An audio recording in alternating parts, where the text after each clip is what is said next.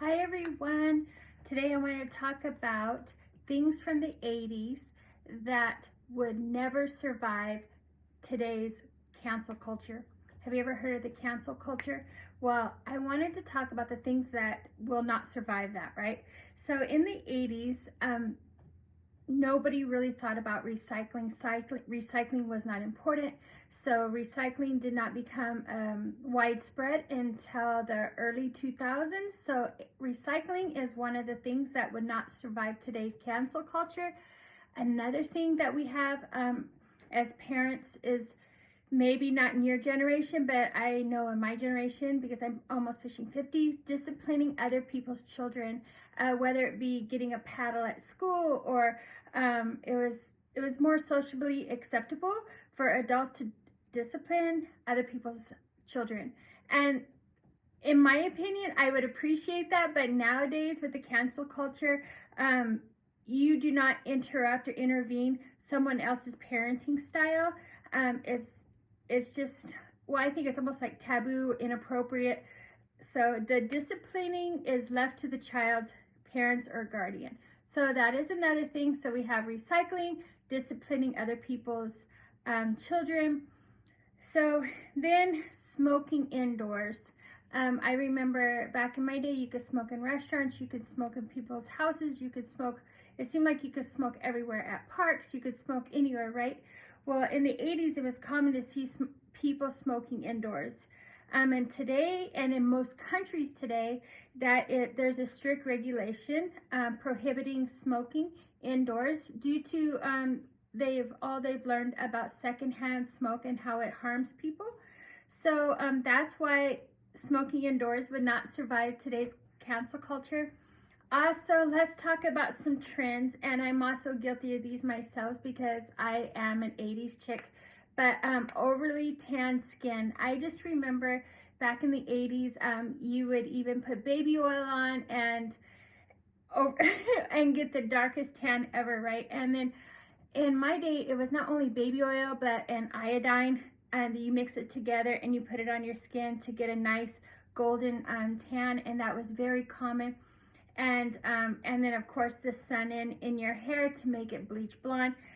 So back then it was considered attractive and fashionable, but however today we know the dangers and the exposures of prolonged sun exposure.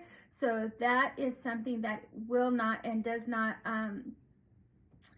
go well with the cancel culture, right? And the risk of skin cancers made excessive tanning a major no-no. So now we know that. Here's flashy sports cars. Flashy sports cars.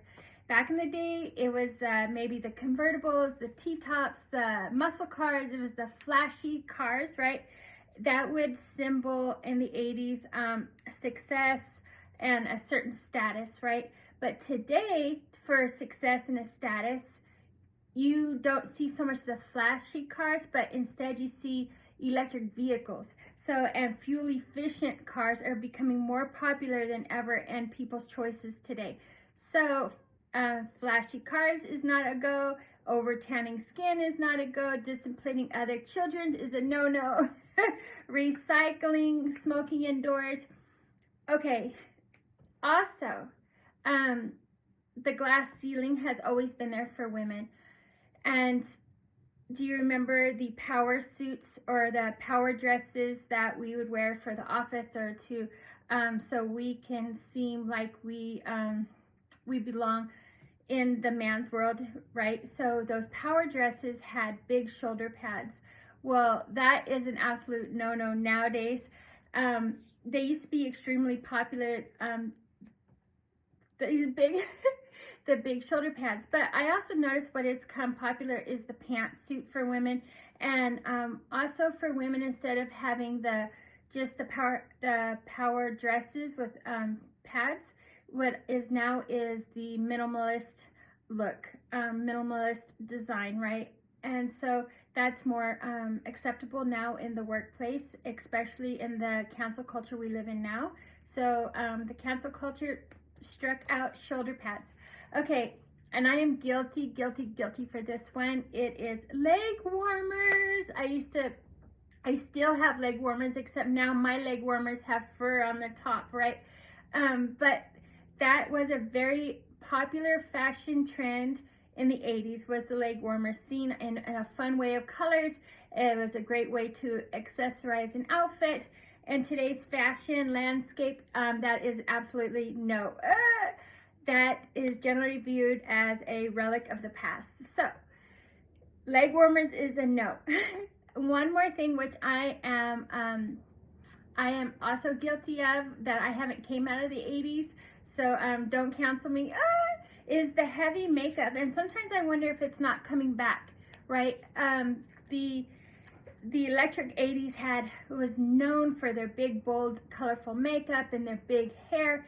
And then in recent years, it seems like the beauty industry has seen a shift in that, and it's more natural, minimalist makeup trends. And so the no makeup looks that you see all over social media. So heavy makeup, but I am very, I love heavy makeup, full coverage and whatnot. But then again, I'm more of an 80s, 90s baby. But anyways, I just wanted to come on today and talk to you about that. Things from the 80s that would never survive today's cancel culture.